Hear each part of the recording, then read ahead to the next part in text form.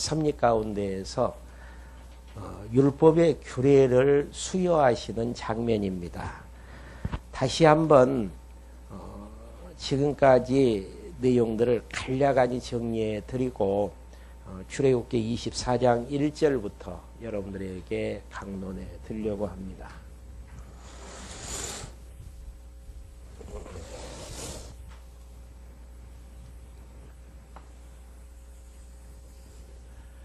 하나님께서 하나님 자신이 어떠한 분이신가를 계시하시기 위해서 언약을 세우시고 언약대로 역사를 섭리해 가시는데요. 10조, 그러니까 아브라함, 이삭과 야곱에게 3대 언약을 세워주십니다. 그리고 첫 번째 약속인 하늘의 별처럼 바다의 모래알처럼 많은 자녀들을 하나님께서 주시겠다라는 그 약속을 어디에서 이루어 주시냐면요. 애굽에서 400년 종살이한 가운데에서 자손을 번창케 하시는 섭리가 나와지죠. 그러니까 바로왕이 학대해서 많은 노역을 시키게 되어지고 또 아들을 낳으면은 산파를 통해서 다 죽여버리라는 그런 이제 명령이 내려진 가운데에서도 이스라엘 민족의 생육하고 중다한 자손들의 모습이 애굽 땅을 뒤덮게 되어지는, 그래서 400년의 때가 되어졌을 때에 하나님께서 모세를 보내셔서 출애굽게 하시는 섭리가 나와집니다. 모세를 통해서 출애굽게 하신 다음 광야길을 거쳐서 가나안 땅까지 이제 가게 하시는 섭리를 하시는데요. 시내산이라는 데가 있어요. 이 시내산에서 하나님께서 언약을 세워주시는 내용이 본문의 이치입니다. 그러면 왜 하나님께서 가나안 땅까지 가는 과정의 시내산에서 언약을 세워주시나, 그 이유는 다른 게 아니고 두 번째 아브라함과 이삭과 야곱에게 언약하셨던 대로 가나안 땅으로 인도해 주실 때인데, 인도해 주시는 목적은 하나님께서 언약대로 이루시는 여호와이심을 알게 해서 그 여호와 하나님을 경외케 하시려는데 목적이 있거든요. 그러면은 여호와 하나님을 경외케 하려면은 출애굽게 하셨던 여호와 하나님이 잊어버리지 않아야 됩니다. 그래서 시내산 언약을 하나님께서 세워주시는 내용을 통해서 출애굽게 하셨던 여호와 하나님을 잊어버리지 않고 기억에 해서 경외케 하시는, 어디에서요? 약속의 땅 가나안 땅 들어가서 그렇게 하시려는 목적을 가지고 미리 광야 시내산에서 언약을 세워주시는데요. 언약의 내용은 첫째 계명이죠. 십계명이에요. 그리고 두 번째가 이 십계명을 자세히 이제 풀고 이 십계명을 어겼을 때에 여러 가지 이제 보상법이라든지 또 그 자세한 이제 세법으로 되어져 있는 이제 율례를 하나님께서 허락해 주시는 장면입니다. 그리고 본문 24장 내용부터는요, 세 번째 규례를 명하시는 내용입니다. 그러니까 이 규례 내용은 참 중요하죠. 제사법이라고 이야기할 수도 있고 쉽게 이야기를 드리면은요. 십계명 중에서 십계명의 이제 정신의 기초에서 하나님을 사랑하고 하나님을 경외하는 이제 경외법이라고 해도 과언이 아닌 규례를 말씀해 주시는 내용입니다. 이걸 이제 신약에 와서 율법으로 이야기를 하게 되어지죠. 그래서 계명과 이제 율례 자체는 어떻게 보면은 우리가 지킬 수 없는 그런 이제 그 계명과 율례이죠. 그래서 율법으로 비춰봤을 때는 정죄 기능에 해당되어지고요. 죄를 죄되게 만들어서 죽이게 하는 법. 그리고 규례는 죄가 제되어져서 죽게 된 하나님의 백성들을 짐승 잡아서 피 흘리게 하심으로 다시 그 죄 사함을 받게 하는, 그러니까 사제 기능이라고 해도 과언이 아닌 이제 그런 이제 내용입니다. 그러니까 율법과 율례를 통해서 죄가 되게 되어져서 이제 죽게 되어지는 하나님의 백성들을 제사법을 통해서 이제 제사함을 받게 하시려는, 그러니까 짐승의 피를 통해서 제사함을 받게 하는 이 규례를 명하시는 내용이 지금 출애굽기 24장 1절부터 본문에 보면은 나와져 있습니다. 먼저 이제 규례를 받게 하기 위해서 하나님께서 먼저 이제 준비하시는 내용이 나와집니다. 한번 1장 24장 1절부터 한번 읽어가면서 여러분들에게 이제 정리해 드리려고 합니다. 먼저 1절부터 2절까지는 여호와께서 백성은 경계하고 모세만 가까이 오라고 이제 명하시는 내용이죠. 또 모세에게 이르시되 너는 아론과 나답과 아비후와 이스라엘 장로 70인과 함께 여호와께로 올라와 멀리서 경배하고 너 모세만 여호와에게 가까이 나오고 그들은 가까이 나오지 말며 백성은 너희와 함께 올라오지 말지니라.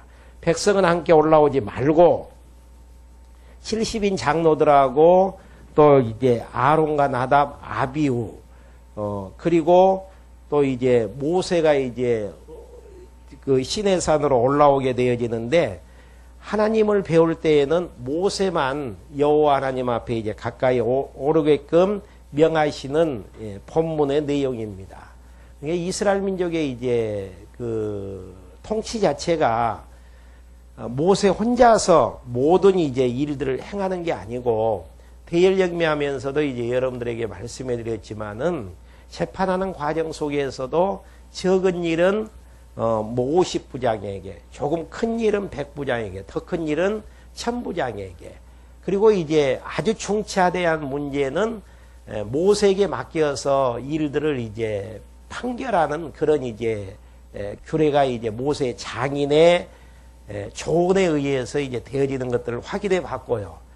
또 하나님께서 백성들에게 말씀하시고 백성들을 통치하시는 과정 속에서도 대표자들, 그러니까 여기 보면은 이스라엘 장로 70인을 뽑아서 그들에 의해서 백성들을 통치해 나가는 모습들을 확인할 수 있습니다.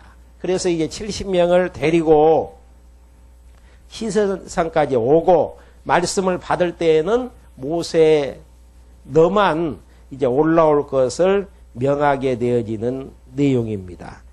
그러면서 3절부터 8절까지 모세가 산 아래 단을 쌓고 백성에게 언약의 피를 이제 뿌리게 되어지는 장면이죠. 모세가 와서 여호와의 모든 말씀과 모든 율례를 백성에게 고하매 그들이 한 소리로 응답하여 가로되 여호와의 명하신 모든 말씀을 우리가 준행하리이라. 모세가 여호와의 모든 말씀을 기록하고 이른 아침에 일어나 산 아래 단을 쌓고 이스라엘 12지파대로 12기둥을 세우고 이스라엘 자손의 청년들을 보내어 번제와 서로 화목제를 여호와 앞에 드리게 하고 모세가 피를 취하여 반은 여러 양푼에 담고 반은 단에 뿌리고 언약서를 가져 백성에게 낭독하여 들리매 그들이 가로되 여호와의 모든 말씀을 우리가 준행하리이라. 모세가 그 피를 취하여 백성에게 뿌려 가로되 이는 여호와께서 이 모든 말씀에 대하여 너희와 세운 언약의 피니이라. 그러니까 하나님께서 모세를 불러서 모세에게 하셨던 말씀들을 3절에 보시면은 4절에 보시면은 모세가 여호와의 모든 말씀을 기록하여 이른 아침에 일어나 산 아래 단을 쌓고 기둥을 이제 12기둥을 세우게 되어지는 장면이죠. 그러니까 말로 전달이 되어지면은 그 내용 자체가 전승이 안 되어지잖아요. 그리고 변질될 수도 있고. 그래서 모세는 하나님께서 말씀하셨던 내용들을 하나도 빠짐없이 기록을 해서 후대들에게 이제 전승해 나가려고 하는 목적으로 그 내용들을 기록하게 되어지고, 또 언약을 세우는 표징으로 12기둥을 이제 세우게 되어지는 내용입니다. 교회가 세워지는 목적도 마찬가지죠. 왜 이제 교회를 설립을 해야 되는가? 그 이유는 하나님께서 우리에게 맡겨주셨던 그 진리의 내용 순수하게 보존해서 오고 오는 후대들에게 이제 전파하고 전승케 하기 위한 진리 수호의 목적에 의해서 교회를 이제 세우게 되어지는 내용입니다. 그러니까 우리가 이제 하나님께서 맡겨주시는 여러 가지 이제 직분들이 있지만은 그 직분들의 최종 목표점은 무엇인가? 진리 수호에 있어요. 목사는 말씀을 연구해서 하나님의 뜻을 풀어서 이제 가르치는 임무를 받게 되어지고요. 권사님들은 여성도들을 말씀에 의해서 이제 가르치는 그런 은사를 하나님께서 주어지는 것이고, 또 집사님들은 그 진리 수호의 일들을 하기 위해서 물질들이 필요하기 때문에 하나님께서 주셨던 물질들을 잘 계획 세워서 선용하기 위해서 재직을 이제 세워나가는 모습들이고요. 또 어린 영혼들을 가르치기 위해서는 교사를 세우게 되어지고, 또 교인들을 말씀대로 이제 이끌어 나가기 위해서는 장로님을 세워서 또 통치하게 되어지고, 이러한 다양한 이제 은사들이 합력해서 무엇을 이루어 나가는가? 바른 순수한 진리가 오고 오는 후대들에게 전승되어질 수 있도록 하기 위한 내용인 것입니다. 그러니까 이 일을 위해서 교회가 세워지는 것이고, 이 일을 위해서 우리의 수고가 모두어지는 것이라는 이야기죠. 그러니까 여기에서 모세가 모든 말씀을 기록하게 되어졌다라는 사실, 변질 없이 오고 오는 후대들에게 전승해 나가는 작업들. 근데 지금의 이제 심각성이라는 것은 성경이 이제 여러 모양으로 번역이 되어진다라는 것입니다. 그렇게 되어지다 보니까 개혁판 성경을 보게 되어지면은 신약 성경에서 여호와라는 그런 호칭이 다 없어져 버리고 주로 이제 번역이 되어진다든지, 그렇게 이제 되어지다 보면은 앞으로 이제 10년, 20년, 몇십 년 지나가다 보면은 우리처럼 이제 이런 개혁 성경을 이제 보는 게 아니고 교회마다 이제 다른 성경들이 번역이 되어져서 또 번역되어지는 성경을 교회마다 이제 다르게 채택을 해서 공부하다 보니까 결국은 바른 진리가 바르게 전승되어질 수 없는 성경관의 싸움으로 이제 돌입이 되어지는 그런 상태입니다.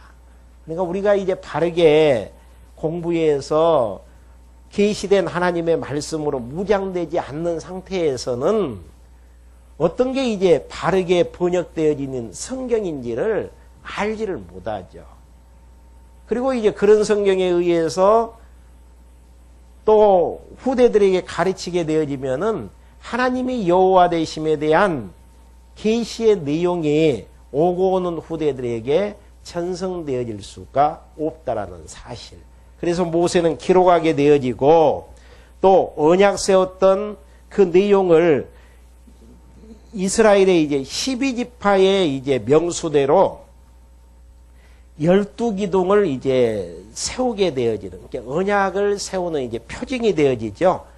그렇게 해서 하나님 앞에 번제와 이제 화목제를 이제 드리게 되어지고, 거기에서 이제 그 짐승을 잡은 피를 이제 반은 나누어서 단에 뿌리게 되어지고, 반은 이제 백성들에게 뿌려서 피를 통해서, 언약의 피를 통해서 언약을 이제 세우게 되어지는 내용입니다. 그러니까 구약에 보면은 구약의 모세의 율법은 짐승의 피에 의해서 세워진 그런 이제 법이죠. 근데 신약에 와서 에레미야에서에 봐보면은 하나님께서 이스라엘 지파와 또 유다 지파에게 새 언약을 세워주신다라고 에레미야서 31장 31절부터 보면은 나와져 있습니다. 그러니까 구약의 옛 언약은 돌판에다가 새겼어요. 그런데 새 언약은 우리의 마음에 새겼단 말입니다. 그리고 피로서 언약을 세웠는데 구약의 옛 언약은 짐승의 피를 통해서 세웠지만은 새 언약은 예수 그리스도의 피를 통해서 세워지게 되어졌다라는 것이죠. 그래서 예수 그리스도의 피를 통해서 세워지는 언약 때문에 하나님이 우리의 아버지가 되어주시고 우리는 하나님의 백성이 되어져서 예수 그리스도가 우리 죄를 용서해 주심으로 다시는 죄를 기억지 아니하시는, 쉽게 이야기하면 은혜 언약이라고 해도 과언은 아니죠. 그러니까 이런 이제 피를 통해서 언약을 세우는, 그러니까 구약에 보면은 피 흘림이 없이는 제사함이 없다라는 사실. 그러니까 우리가 십계명을 어겼다고 할지라도, 율례를 어겼다고 할지라도 양 잡아서 제사를 드리면은 구약 시대 때는 우리의 죄가 이제 용서함을 받게 되어지죠. 근데 신약에 와서는 우리가 양 잡아서 제사 드리는 법이 없잖아요. 그 이유는 독생자 예수 그리스도가 이 땅에 오셔서 우리 대신 우리의 모든 죄짐을 짊어지고 십자가에 죽으심으로 우리의 죄를 다 속해 주시는, 그리고 속해 주신 뿐 아니고 다시 사흘 만에 부활하심으로 우리를 의롭다고 칭해 주시는 하나님의 섭리의 숨결. 그러니까 구약에서는 언약의 피에 의해서 날마다 제사를 드려야 된단 말입니다. 그 제사를 통해서 하나님께서 양의 피를 받으시고 우리의 죄를 용서해 주시구나. 그러면서 출애굽게 하셨던 여호와 하나님을 다시 한번 제사하는 규례를 통해서 기억해서 생각나게 하시는데, 신약을 사는 우리들은 2000년 전에 이 땅에 오셨던 예수 그리스도가 우리 죄를 위해서 십자가에 죽으시고 또 사흘 만에 부활하심으로 우리를 의롭다고 행해 주심으로 그 예수님을 보내주실 구약의 언약의 책, 그 다음에 신약의 예수님이 그리스도로 오셨음에 대한 성취의 신약의 언약, 성취의 책을 통해서, 성경책을 통해서 그 하나님의 은혜를 깨닫게 되어지고 그 은혜를 잊지 않고 하나님을 경외해 나갈 수 있는 하나님의 은총을 허락해 주셨다라는 사실입니다. 구약에서는 날마다 드리는 규례 제사를 통해서 하나님을 생각나게 하시지만은 우리는 그 내용이 기록되어진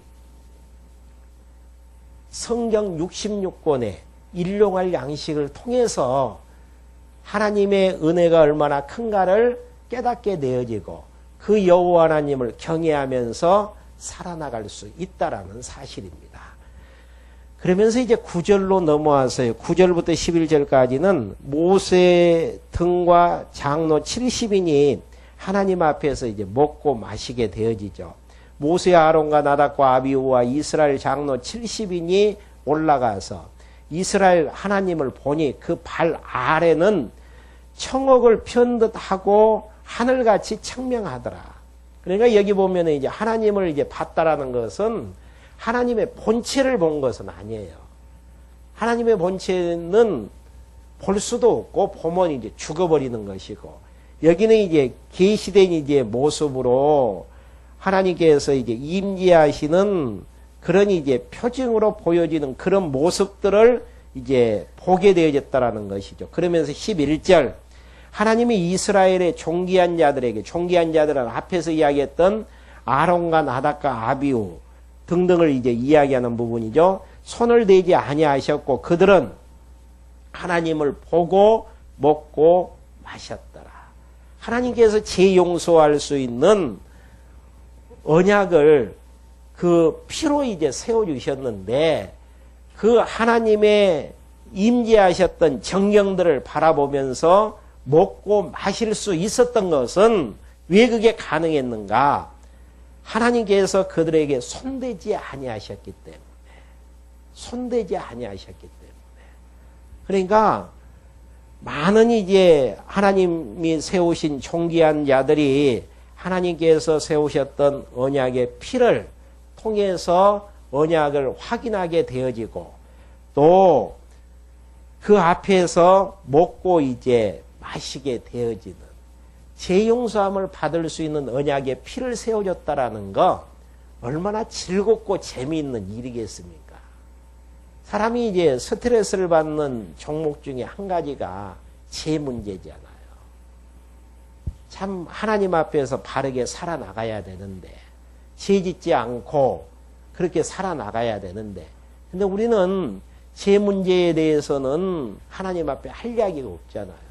밥 먹듯이 과거에 죄를 지었었고 현재에 있어서도 죄 중에서 살고 있고 앞으로도 육체를 입고 있는 한 죄 중에서 죽어나갈 수밖에 없단 말입니다.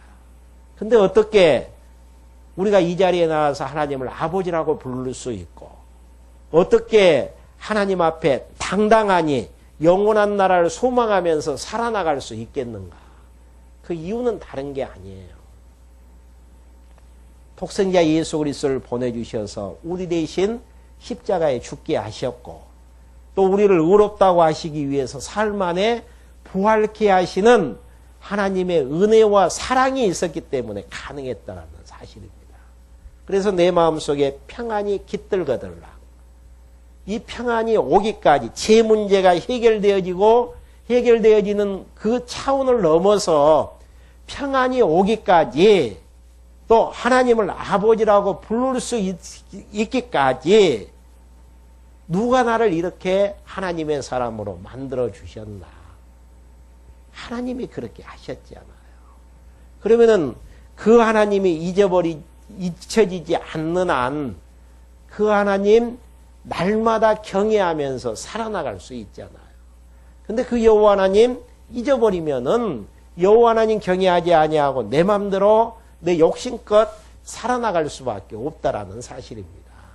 그러니까 우리가 즐겁고 재미있게 살 수 있는 근거는 전제는 여기에서 백성들이 하나님을 보고 먹고 마셨던 것처럼 예수 그리스도를 통해서 세워주셨던 언약의 피가 나를 의롭다고 해주셨다라는 그 진리의 내용이 깨달아졌을 때에는 죄 문제에서 해방된 하나님의 백성으로서 재밌고 즐겁게 살 수 있는 거라는 사실이죠. 그러면서 12절부터 28절까지 하나님의 명령을 따라 모세가 하나님의 산으로 이제 올라가게 되어지죠. 여호와께서 모세에게 이르시되 너는 산에 올라 내게로 와서 내게 거기 있으라. 너로 그들을 가르치려고 내가 율법과 계명을 친히 기록한 돌판을 내게 주리이라. 모세가 그 종자 여호수아와 함께 일어나 종자는 모세를 이제 수종드는 이제 종으로 생각하면 되어지죠. 비석격이라고 생각하면 되어집니다. 하나님의 산으로 올라가며 장로들에게 이르되 너희는 여기서 우리가 너희에게로 올라오기까지 기다리라. 아론과 훌이 너희와 함께 하리니 무릇 일이 있는 자는 그들에게로 나갈지니라 하고 모세가 산에 오르매 구름이 산을 가리며 여호와의 영광이 시내산 위에 머무르고 구름이 6일 동안 산을 가리우더니 제7일에 여호와께서 구름 가운데에서 모세를 부르시니라. 산 위에 여호와의 영광이 이스라엘 자손의 눈에 맹렬한 불같이 보였고 그러니까 이제 이런 부분들이 지금 그 여호와의 영광이 이스라엘 자손의 눈에 맹렬한 불같이 보였다라는 것은 하나님의 실제적인 형상이 그렇다라는 게 아니에요. 일단 이제 하나님께서 시내산에 임재하셨다라는 사실들을 표적을 통해서 계시해 주셔야 되잖아요. 그러니 이제 표적의 계시의 모습들이 눈에 이제 맹렬한 불같이 이제 보였다라는 사실입니다. 그러니까 이러한 부분들이 하나님의 실체, 본체의 모습이 아니죠. 하나님은 영원하신 하나님이시기 때문에 시간과 공간과 형상을 초월한 모습들이죠. 우리의 눈으로서는 볼 수 없는, 형체가 없는 분이시지만은 그렇게 이제 보이지 않게 이제 임하게 되어지면은 하나님께서 시내산에 임하셨다라는 그런 확증이 안 떨어지잖아요. 그러니까 이제 우리가 이제 문제가 되어지는 게 우리는 보이는 것에 익숙해져 있단 말입니다. 형상에 익숙해져 있어요. 그러니까 무엇인가를 만들어서 거기에다가 이제 신으로 이제 신의 속성을 부여해서 그 신을 섬기려고 하는. 근데 우리가 섬기는 영원한 하나님은 볼 수 없는 분이에요. 그러니까 여기에도 지금 하나님 임재에 계시거든요. 그리고 우리가 살고 있는 가정에도 임재에 계시고 사회에도 계시고 세상에도 계시고 근데 보이지 않기 때문에 하나님이 계신지 안 계신지를 알지를 못해요. 그래서 똑같은 현상이죠. 시내산에 하나님께서 임재하셨는데 형상이 없으신 하나님께서 임재했는지 안 했는지를 알지 못한단 말입니다. 그러니까 이스라엘 민족 자손들에게 눈에 이제 맹렬한 불 같은 것이 보였는데 이런 부분들이 여호와 하나님의 임재한의 표적으로 여호와 하나님께서 임재하셨음을 이제 보이는 표적이고요. 18절에 보시면은 모세는 구름 속에서 들어가서 산 위에 올라갔으며 40일 40야를 산에 있으니라. 그러니까 하나님께서 주시는 시내산 언약을 받기 위해서 40일 40주야를 이제 시내산에 있게 되어지는. 그러면서 이제 25장 1절부터 내용은요. 규례를 하나님께서 허락해 주시는데 제사를 드리려면은 아무 데서나 제사를 드려서는 아니 됩니다. 하나님께서 임재하시는 정한 장소에서만 제사를 드릴 수밖에 없어요. 그 장소가 어떤 장소냐면은 솔로몬 성전이 지어지기 전 성막이라는 데입니다. 그러니까 또 이제 우리가 이제 잘못 이해하게 되어지면은 성막에만 하나님이 임재하시는가? 앞에 시내산에 임재하시는 광경하고 똑같아요. 하나님은 안 계신 곳이 없단 말입니다. 저도 이제 주일학교 다니면서 하나님은 어디 계시는가? 하늘에 계신다. 그래서 저는 하늘에만 계시는 하나님으로 알고 배웠었어요. 근데 성경에 보니까 하늘에도 계시고 땅에도 계시고 물 가장 깊은 곳에도 계시고 천국에도 계시고 음부에도 계시는 하나님, 계시지 않는 곳이 없는 그런 이제 하나님이시다라는 사실. 그러니까 야곱이 그런 고백을 하잖아요. 아버지를 속이고 형을 속이면서 자기가 축복을 받아버렸단 말입니다. 물론 하나님께서 언약되어지는 축복을 받는 것은 사실이지만은 과정 속에서는 아버지를 속여먹고 형을 속여먹은 거예요. 그래서 이제 자기 어머니의 도움으로 자기 외갓집으로 도망을 치는 과정 속에서 베델이라는 지역에서 돌베개를 베고 자다가 하나님을 만나게 되어지죠. 거기에서 이제 야곱의 고백이 하나님이 여기에도 계셨다라고 고백을 하게 되어지죠. 그러니까 많은 사람들이 집을 떠나게 되어지면은 집에 계신 하나님은 광야에는 안 계신 하나님. 타향살이를 하게 되어지면 타향에는 안 계신 하나님으로 생각을 할 수 있지만은 피난길을 가는 베델 그곳에서도 하나님께서 계셨고 자기 이제 외갓집에도 하나님께서 계셔서 마지막 외갓집에서 나오는 과정 속에서 그런 고백을 하지 않습니까? 당신의 아버지는 품삯을 10번이나 변역했고 나를 헤아려 했지만은 하나님이 나와 함께 하심으로 내가 죽지 않고 이렇게 엄청난 부를 얻게 되어졌다라는 사실. 그러니까 야곱의 집에 함께 하셨던 하나님께서 외갓집에서도 20년 동안 삼촌이 죽이려고 하고 품삯을 주지 아니하려고 하는 가운데에서도 하나님이 함께 계셨다라는 사실. 다윗의 고백도 그런 고백이 나와지죠. 내가 사망의 음침한 골짜기로 다닐지라도 해를 두려워하지 않을 것은 주께서 나와 함께 하심이니라. 우리는 어려운 길 가게 되어지고 고난의 길 가게 되어지면은 하나님이 우리와 함께 하시지 않기 때문에 그렇게 생각을 한단 말입니다. 근데 우리는 역으로 생각을 해야 돼요. 하나님이 함께 하시기 때문에 고난의 길도 있고 아픔의 길도 있고 힘든 나그네 생활의 과정의 길도 걸어갈 수밖에 없다라는 거예요. 왜 그러는가? 하나님 능력 맛보기 위해서 하나님만 의지하고 하나님만을 경외케 하시려는 하나님의 섭리의 숨결이죠. 하나님께서는 외롭게 혼자 있을 때에도, 그러니까 다윗이 그런 고백을 하잖아요. 참 다윗의 이제 시편 내용들을 보면은 참 하나님과 함께 하시는 모습들이 너무너무 잘 기록이 되어 있습니다. 다윗은 혼자예요. 근데 사울의 대적들이 빙 둘러 있단 말입니다. 근데 그 고백을 누구에게 하는가? 지금 이 환경을 보고 계시고 이 환경을 인도해 가시는 살아계신 하나님에게 내 주위에 대적이 빙 둘러가지고 나를 치려 하나이다. 하나님이여 나를 보호하시라는 거. 왜?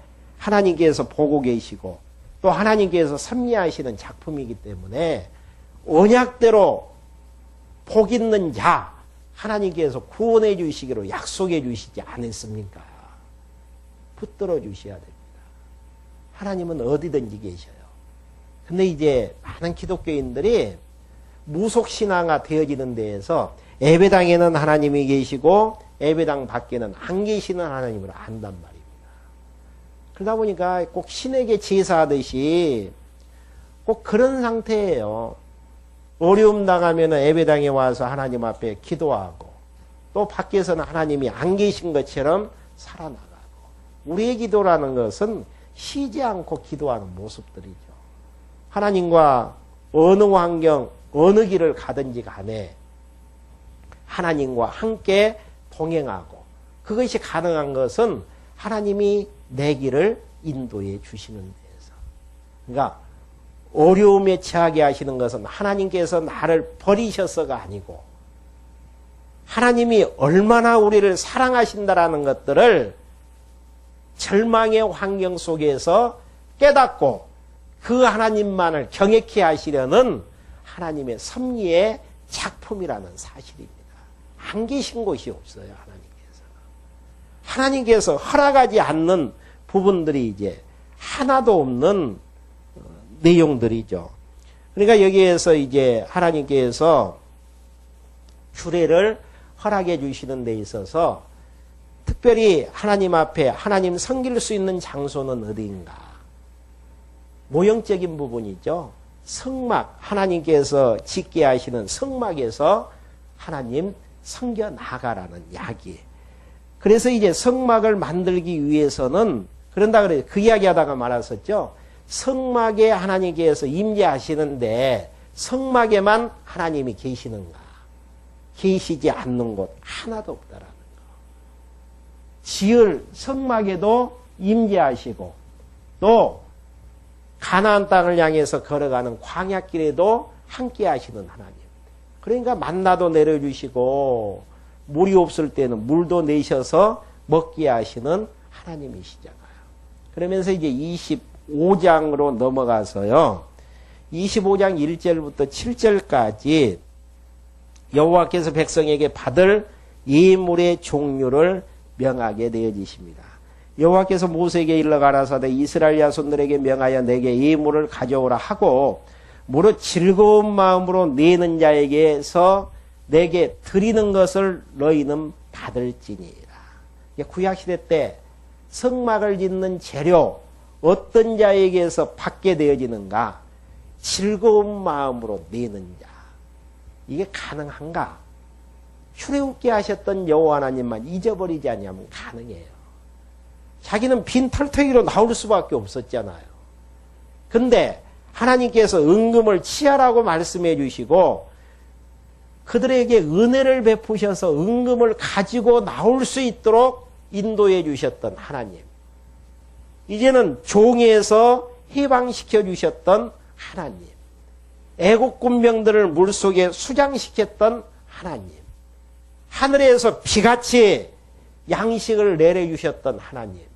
이런 하나님이 생각나게 되어지면은 즐거운 마음으로 성막이 지어질 수 있도록 예물 드려지는 것은 가능한 부분들입니다. 그러니까 하나님께서 많은 사람들이 이런 부분들을 가지고 하나님 앞에 열심히 바치게 되어지면 축복받는다라고 이야기하지만 거꾸로예요. 애굽에서 해방되어지는 복보다 더 큰 복은 없어요. 노예 상태에서 해방되어지는 그런 복보다 더 엄청난 복은 없단 말입니다. 출애굽 시켜주시고 또 가나안 땅 기업으로 주실 걸 약속하면서 이 신의 선 언약을 명해 주시는 거란 말입니다. 그러니까 우리는 이미 복 받은 자예요. 그러니까 우리가 이 착각해서는 안 되죠. 복 받을 자인가, 복 받고 있는 자인가, 복 받은 자인가. 받은 자이죠. 근데 문제는 왜 우리 마음속에 즐거움과 기쁨과 평안과 그런 게 없게 되어지는가? 그 이유는 간단해요. 하나님께서 우리에게 허락하셨던 그 복을 누리지 못하는 데에서 행복치를 못하는 것이죠.